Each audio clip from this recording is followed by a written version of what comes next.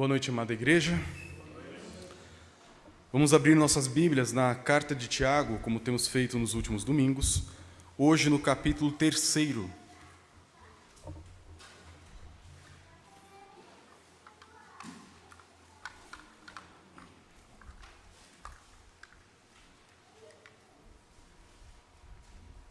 Tiago, no seu capítulo 3, do primeiro versículo até o versículo de número 12.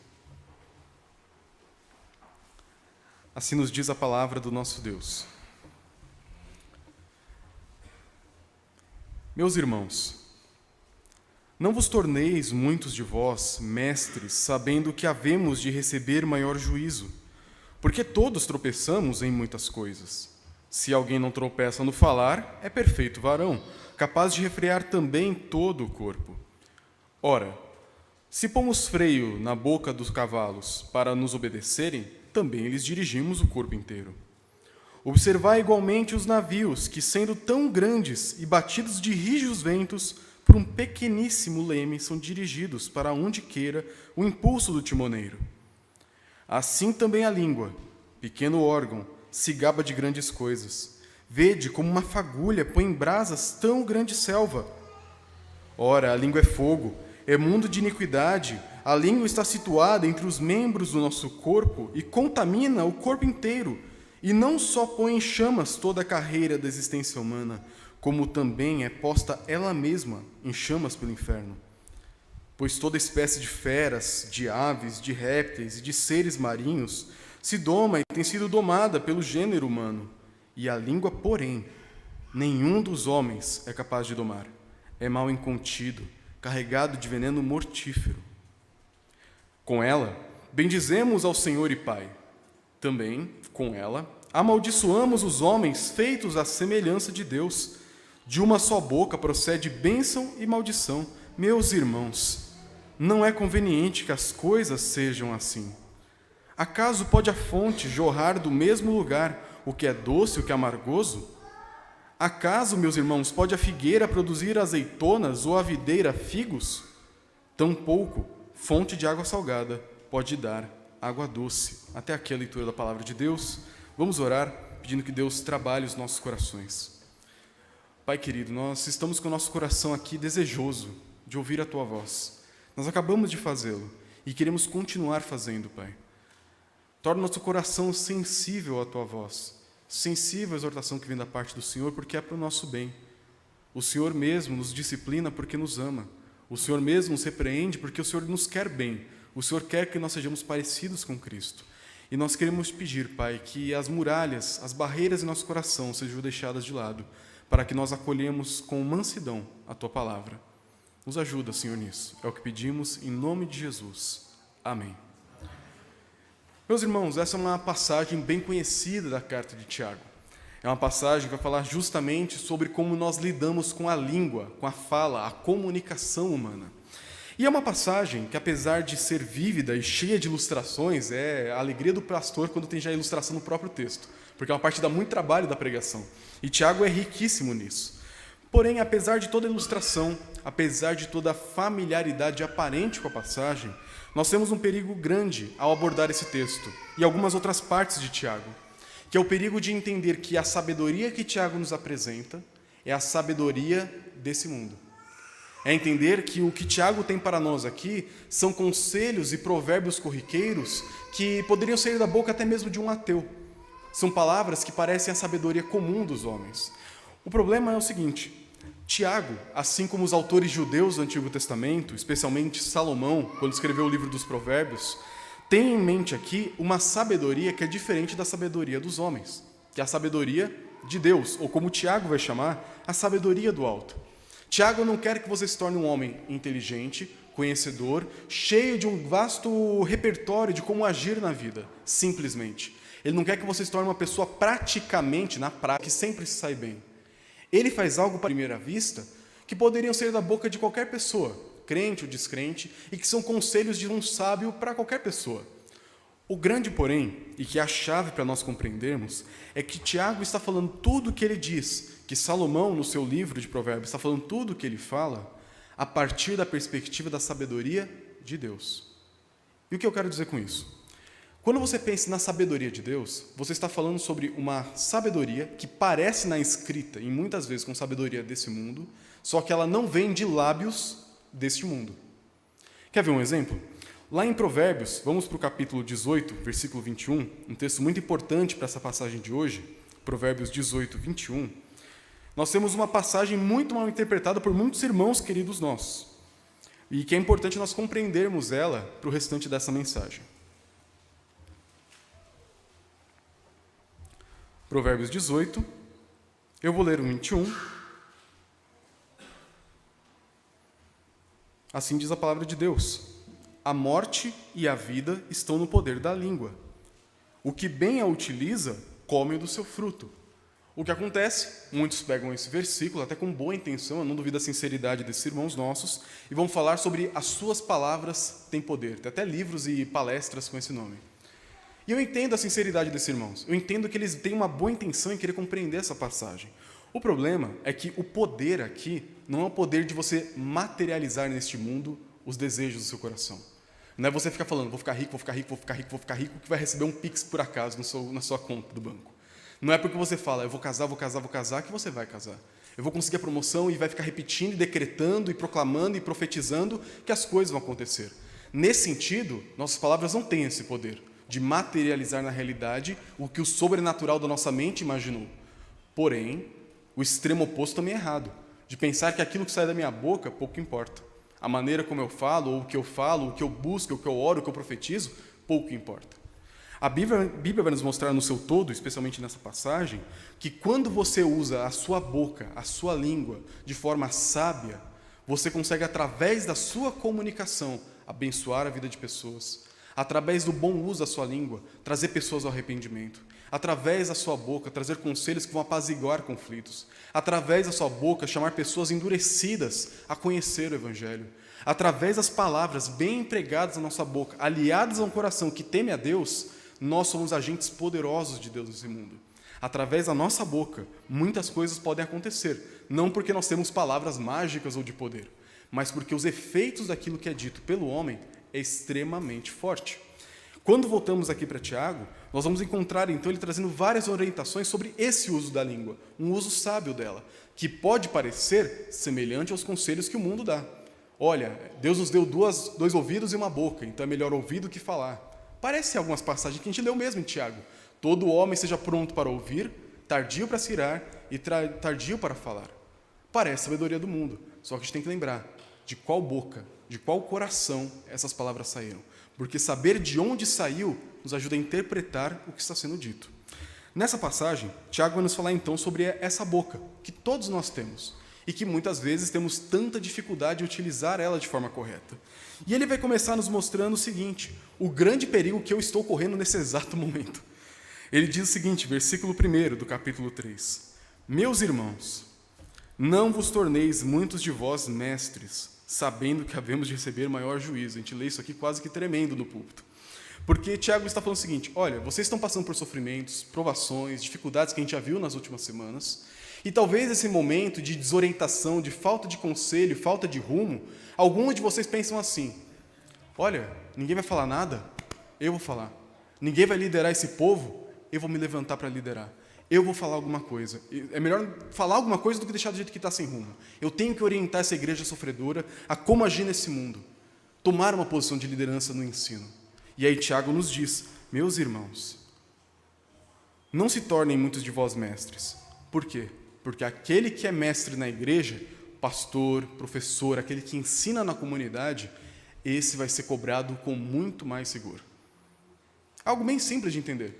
Por exemplo, na minha rotina como pastor dessa igreja, eu prego de domingo, uma rotina ordinária normal, tem exceções de vez em quando.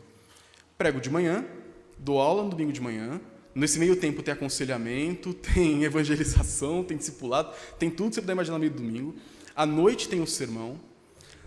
Durante a semana, aconselhamentos, visitas, grupo familiar, eu escrevo o artigo do grupo familiar, tem atividades que estão seguindo. Sábado tem reunião de oração e tem uma devocional. Durante o sábado tem, às vezes, outra visita, outro aconselhamento, preparação do sermão e atividades no 1 a 1. Facilmente, durante a minha semana, em 7 dias, eu falo com mais de 10 pessoas com uma profundidade da palavra de Deus sobre assuntos que lidam com o nosso destino eterno. É algo sério. Eu não posso fazer isso de qualquer forma. Por isso que a Igreja Presbiteriana do Brasil zela tanto que o pastor tenha uma formação de qualidade rigorosa para que ele não seja um neófito. Alguém que abre a Bíblia e vamos ver o que Deus quer falar com a gente hoje. É alguém que realmente estuda, quer compreender, busca as línguas originais para trazer com propriedade. Aí você pode pensar, mas eu não sou pastor. Ok, você é professor de escola dominical. Talvez você ensine 2 vezes por mês na escala. São 2 vezes em que a sua boca vai ser a boca de Deus. Que aquilo que você falar pode influenciar a vida de pessoas por todo o restante da sua vida. Eu digo isso porque com vocês isso aconteceu várias vezes já comigo, com o nosso relacionamento. Ou como na casa de vocês, a gente vai conversando e direto vocês falam assim, eu lembro de uma vez, há 50 anos atrás, que o meu pastor, que hoje já está com o Senhor na glória, me falou uma coisa, e isso marcou a minha vida. Talvez, se você chamasse aquele pastor que está lá na glória e perguntasse, pastor, você tinha consciência de que aquilo que você disse marcou a vida da fulana de tal forma, por tanto e tanto tempo? Ele ia falar, eu nem lembro que eu falei isso. Eu mesmo, com a minha esposa, eu falo assim, amor, você falou tal coisa, eu nem lembro de ter falado isso, porque a gente fala tanta coisa às vezes, que a gente não percebe, é um risco muito grande, a seriedade da posição que nós temos e a responsabilidade que nós temos com aquilo que nós falamos. Por isso que é importantíssimo esse cuidado. E Tiago fala, olha, nessa situação que é tentador alguém se levantar e querer trazer a resposta para tudo, calma. Essa é uma posição desejável. Paulo vai falar que aquele que deseja o episcopado, ser pastor, deseja uma coisa excelente. Mas, cuidado, não é para garotos, não é para menino, não é para gente responsável. Tem que fazer isso com cuidado e estar sempre sujeito ao juízo da igreja. Eu já falei outras vezes para vocês, aquilo que eu digo no púlpito não é infalível. Eu desejo e me esforço para ser fiel, mas se algo que eu disser aqui vai contra a palavra de Deus, eu tenho direito e dever de chamar a minha atenção e pedir explicações. Porque eu não falo de mim mesmo. No púlpito, eu busco falar a palavra de Deus com fidelidade, porque ela é inspirada, ela é autoritativa. E eu só devo ser obedecido e crido na medida em que aquilo que eu falo está de acordo com a palavra de Deus. Então eu não tenho autoridade em mim, e sim a autoridade está na palavra. O problema é que aquele que assume a posição de mestre precipitadamente se torna um perigo para a igreja. E aí Tiago vai começar a nos mostrar por que a gente tem que tomar cuidado tanto assim com a maneira como nós falamos.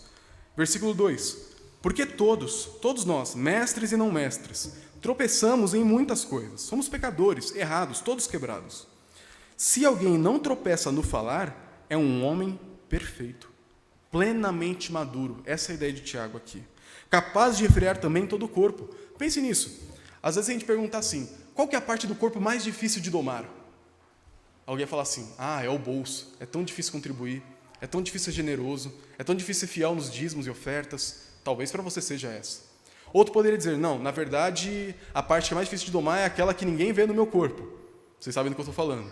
Porque o meu coração, ele é lascivo, eu olho, desejo, cobiço, vejo o que não devo ver, desejo o que eu não posso ter, e aquilo mexe com o meu coração. Aquelas partes que ninguém vê são as que mais dominam o meu coração.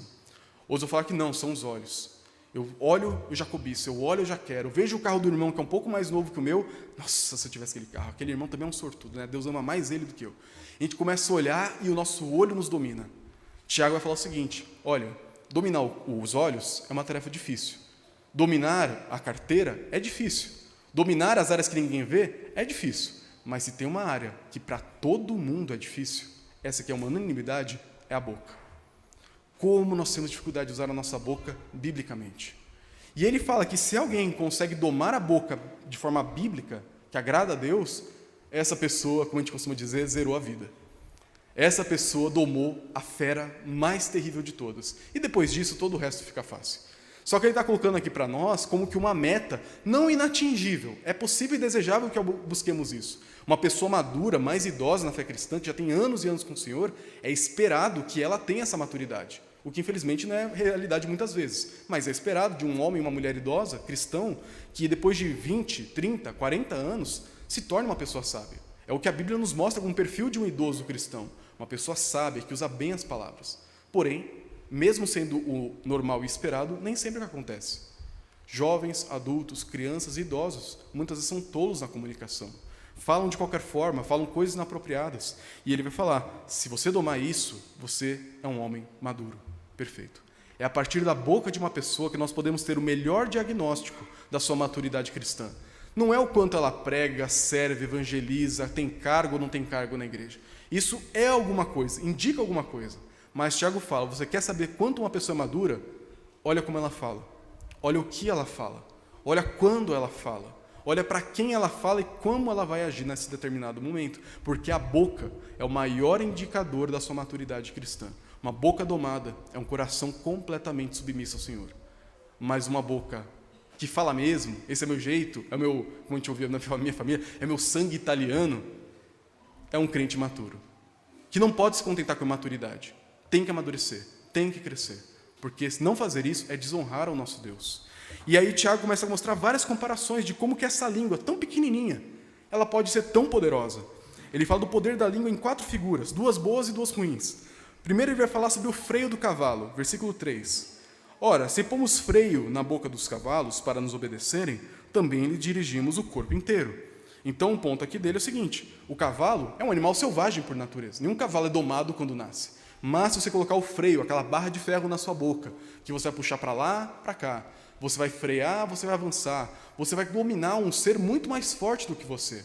Através de um pequeno pedaço de metal, madeira, umas tirinhas de couro, você doma um animal que consegue correr mais do que você, mais rápido do que você, mais forte do que você, com uma saúde melhor do que a sua, através de um pequeno instrumento. Assim é a língua. Através da boca, aqui no caso de um mestre, de um líder na igreja, uma vida pode ser beneficiada para o bem. Um coração selvagem pode ser domado. Uma vida desregrada pode ser chamada de volta ao arrependimento e a viver o jeito que Deus quer a sua vida. Porque você procurou conselho, aconselhamento, ajuda. E um pastor, um presbítero, um diácono, um líder, um professor sentou com você e te ensinou. Foi um mestre. E a língua pequena daquela pessoa conduziu a sua vida à obediência. Mas Tiago continua, versículo 4, falando do navio. Observai igualmente os navios, que sendo tão grandes e batidos de rijos ventos, por um pequeníssimo leme, são dirigidos para onde queira o impulso do timoneiro. Então você pensa num grande navio como o Titanic. Hoje tem navios muito maiores que o Titanic. Uma obra que você olha e fala assim, eu não consigo nem ver direito a ponta desse barco, dependendo de onde você olha, de tão comprido que ele é. Alguns têm shoppings dentro, tem hospital, tem delegacia, tem escola, tem tudo lá dentro. É uma cidade flutuante. Mas o que move ele? Uma peça que, em proporção a todo o restante, é muito pequena. É um leme. Se você não sabe como é uma peça que fica no fundo do navio que faz assim, na parte de trás. E o timoneiro, que segura o timão, ele faz assim, virou, e todo o navio começa. Devagarinho, é gigantesco, você nem percebe ele mexendo direito. E vai. A longo prazo, com muito cuidado para não fazer nenhuma manobra errada no mar, o timoneiro vai conduzindo uma grande embarcação através de uma pecinha bem pequena que ninguém vê. Da mesma forma, uma língua muito bem utilizada conduz e resolve os maiores problemas. Tem pessoas que pensam assim, nossa, mas a minha vida está toda errada, tem 50 anos que eu faço a mesma coisa, do mesmo jeito, e parece que eu nunca aprendo. Às vezes é porque você nunca pediu conselho, com humildade para ouvir. Às vezes foi porque você nunca procurou ajuda bíblica, e se submeteu ao que a palavra tem para te dizer, mudar o que tem que mudar e sujeitar o que tem que sujeitar. Muitos cristãos pensam assim, não, meu problema resolvo eu. Problema de casamento é entre eu e meu marido. Problema com meus filhos, o pastor, o Gunter, nem tem filho, o que ele tem para falar sobre criação de filhos? E às vezes, por conta dessa arrogância de não buscar ajuda, seja minha, do presbítero, do diácono, do pastor, um outro homem, uma mulher madura cristã na igreja, nós seguimos em um mesmo erro, na mesma tolice, na mesma escravidão a alguns pecados, por meses, dias, anos, décadas. Talvez no último dia, você vai chegar diante de Jesus e falar assim, Jesus, eu sinto muito, essa área da minha vida, o Senhor sabe o quanto eu te pedi para me ajudar a vencer, e eu não venci.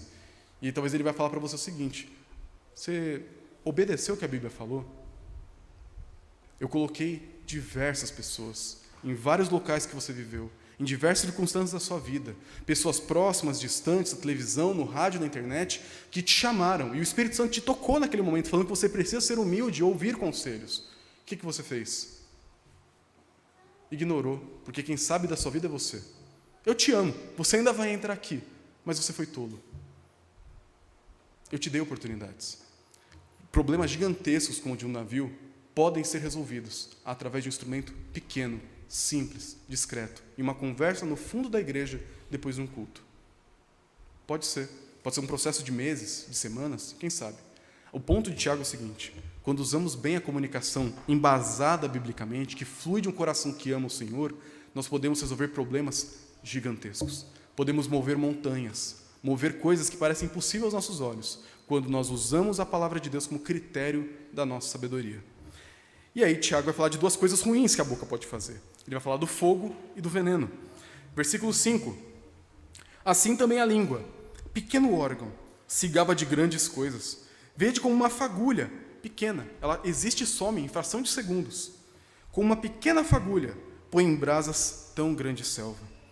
Ora, a língua é fogo, é mundo de iniquidade. A língua está situada entre os membros do nosso corpo e contamina o corpo inteiro, e não só põe em chamas toda a carreira da existência humana, como também é posta ela mesma em chamas pelo inferno. E aí agora o Tiago vai mostrar o lado ruim. O lado bom é que, usando bem a língua, uma língua que fala do que o coração está cheio, um coração transformado pela palavra, um coração sábio, nós podemos resolver problemas, mudar a nossa realidade através da sabedoria de Deus. Mas ele fala, se não for assim, o que acontece? A sua língua, pequenininha, é igual uma fagulha. Às vezes é um conselho mal dado, uma palavra mal colocada, uma impulsividade mal controlada, que vai ser o start de uma briga que você não vai ter força para conter. O livro de Provérbios fala o seguinte, olha, se uma contenda chegar perto de você, desiste logo. Por quê? Porque na hora que ela começar, você não sabe onde ela vai parar. É como uma grande barragem.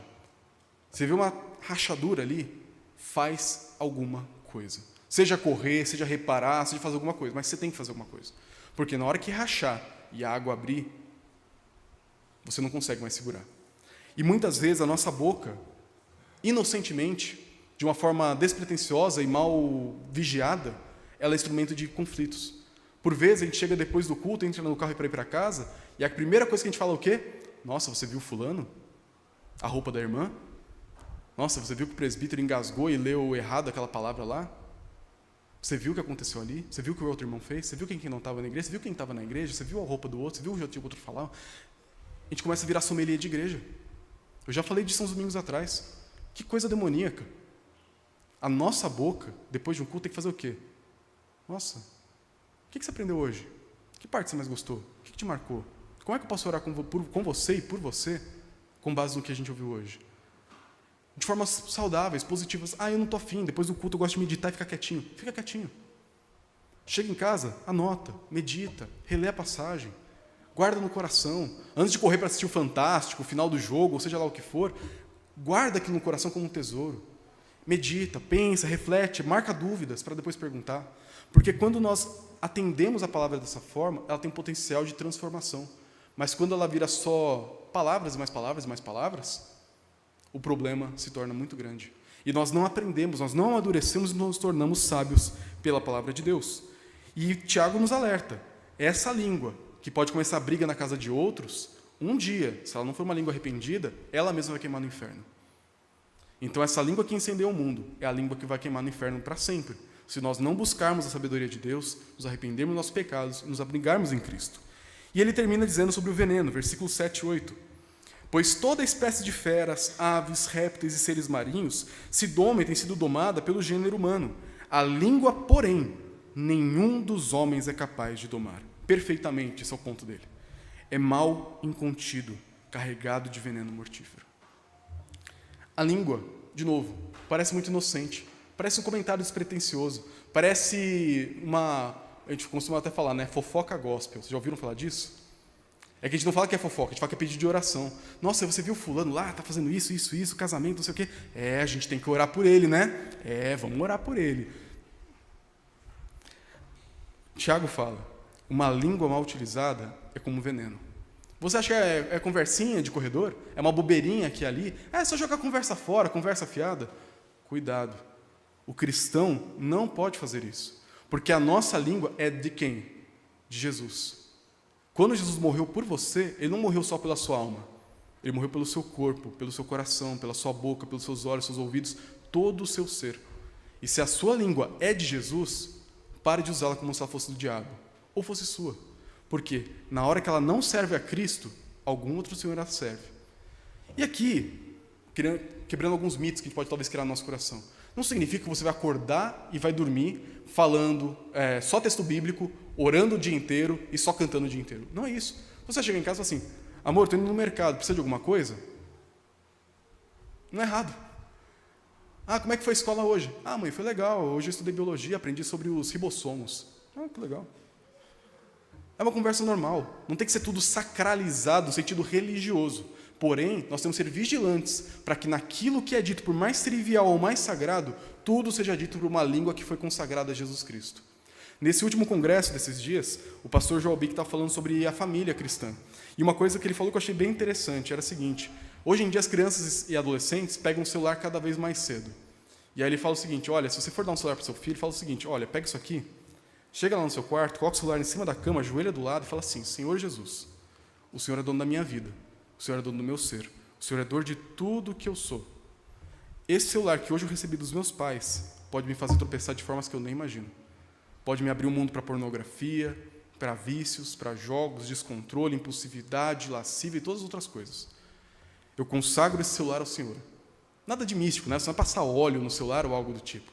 Mas você fala assim: Senhor Jesus, tudo que eu tenho, tudo que eu sou, a minha boca, a minha conversação, a minha comunicação, as piadas que eu conto, tudo que eu faço, me ajuda a consagrar tudo ao Senhor. Porque tudo que eu sou, tudo que eu tenho é teu. Essa é a moral da história. Porque agora Tiago vai concluir, do versículo 9 até o versículo 12, mostrando sobre qual que é a razão da língua ser de uma forma ou de outra. Ele vai nos dizer o seguinte: com ela, bendizemos ao Senhor e Pai. Também com ela, amaldiçoamos os homens, feitos à semelhança de Deus. De uma só boca procede bênção e maldição. Meus irmãos, não é conveniente que as coisas sejam assim. Tiago vai mostrar o seguinte, que essa dificuldade que nós temos com a língua não pode ser algo que a gente, assim, ok, eu tenho essa dificuldade. Não pode ser tolerado. É como uma erva daninha que você já viu o quanto ela pode crescer no passado, ela foi derrubada, e aí você vê ela crescendo de novo e fica assim, acho que não vai dar nada não. Lá no jardim, ultimamente eu não tenho muito tempo de cuidar dele não, de tempo em tempo a gente vai lá e derruba todo o mato e deixa quieto ali. Mas tem uma planta que meu pai me ensinou a odiar, se chama guiné, não sei se vocês conhecem, quem gosta de planta talvez conheça, que tem umas sementinhas que grudam na roupa, que parece um triângulozinho. Ô plantinha miserável, não serve para nada, mata as outras plantas, rouba nutriente. Você tenta cortar ela, ela não quebra. Você tenta passar uma faca e você fica, e a miserável não corta. Você tenta arrancar a raiz, você talvez até estoura a planta, mas a raiz fica e brota de novo. Para tirar aquela porcaria do jardim, sem cavar, quebrar alguma pedra, para arrancar a raiz, para aquele negócio não crescer de novo. E torcer para as sementinhas dela que grudam na roupa e vai para todo lugar, não tenha caído ali do lado. É uma planta miserável. Eu tenho um ódio santo por aquela planta, porque ela atrapalha todo o jardim. Mas, às vezes, com a nossa língua, a nossa comunicação, a gente não tem a mesma postura. A gente sabe o potencial que ela tem. A gente sabe o quanto uma língua mal domada é como fogo e como veneno. E como uma língua bem utilizada, vai ser como um leme de um navio ou como um freio de um cavalo. A gente sabe disso. O problema é que é o quê? Tudo bem, é só um probleminha. Depois eu resolvo isso. Não é nada demais, sabe? Eu tenho problemas com comunicação. Não é assim. Tiago fala, meus irmãos. Eu imagino ele fala assim, meus irmãos.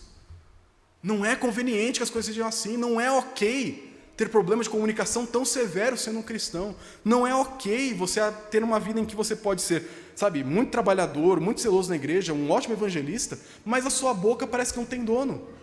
Tem hora que você é um bipolar espiritual, tem hora que você fala como crente, fala como descrente, você abençoa, você amaldiçoa, você louva, você fala palavrão, você fala coisas boas e obscenidades. Não dá para ser assim. Qual que é o problema que nós temos? E Tiago nos mostra a fonte. Versículo 11 e 12. Acaso pode a fonte jorrar do mesmo lugar, do mesmo lençol freático, da mesma origem, o que é doce, água doce e uma água venenosa, imprópria para consumo? Acaso, meus irmãos, pode a figueira produzir azeitonas? Figueira produz figo, e não azeitonas. Ou uma videira, figos, videira produz uva, e não figo. Tampouco fonte de água salgada pode dar água doce. Tampouco um coração não regenerado pode trazer bênçãos através da comunicação. E Tiago vai concluir chamando a gente para olhar para o nosso coração. Porque Tiago, ele bebe muito do que o próprio irmão dele, Jesus, falou em seu ministério. Na liturgia mesmo, nós lemos uma passagem em Mateus 12, em que Jesus fala o seguinte, olha, no último dia, todos os homens, crentes e descrentes, vão dar contas a Deus pela maneira como usaram na sua boca. Porque pelas suas palavras será justificado ou condenado. E nós vimos na última passagem que Deus levará em conta no último dia nossas obras, não para nos salvar. A gente já viu isso. As obras não vão nos salvar. Porém, elas vão ser a evidência essencial, necessária, para que a sua fé proferida um dia diante da igreja, ou no seu particular, seja validada. Se você fala que é crente, tem a carteirinha da associação evangélica, mas a sua boca não é domada, no último dia Jesus vai falar o quê? Eu não te conheço. Vai para longe de mim. Mas Jesus, eu falei, eu profetizei, eu ensinei, eu curei, expulsei demônio, até falei, sai em nome de Jesus com coragem, com fé. Tá? Mas os outros dias da sua vida, sua boca não foi assim. Performar religiosamente na frente de outros crentes é muito fácil. Pagar de crentão, muito fácil. O difícil é ser crente com a sua boca todo dia. Por isso, Tiago e Jesus nos falam, a boca fala do que o coração está cheio. Você quer corrigir a sua comunicação? Você quer que a sua boca seja como um freio de cavalo e um leme de navio, e não como fogo e como um veneno? Você tem que ter o seu coração transformado por Jesus. E aqui que está a grande diferença que eu falei no começo. Não é simplesmente, fala menos e ouve mais. Não é simplesmente, mude o seu vocabulário. Não é simplesmente, pare de falar as palavras feias e comece a falar palavras bonitas. Pare de chamar as pessoas de homem e comece a chamar de vaso e vaza. Não é isso. Não é colocar um linguajar de um evangeliquez que vai te salvar. O que vai mudar a sua vida e a sua comunicação é um coração rendido a Jesus. Porque Ele mesmo falou, a boca fala do que o coração está cheio. Do que seu coração está cheio hoje? Você que tem dificuldades com a fala, o que habita no seu coração? O que quando você está talvez passando por uma dificuldade, vem como aquela voz mais forte na sua mente? O que naquela hora que dá uma fechada no trânsito, mais vem no seu coração de impulso? Bateu, levou? Ou, nossa, podia ter matado minha família. Podia ter feito algum mal para ele. Olha que absurdo. Olha o que o pecado faz com a gente. Ficar triste. E não ficar com raiva. Não xingar. Não amaldiçoar.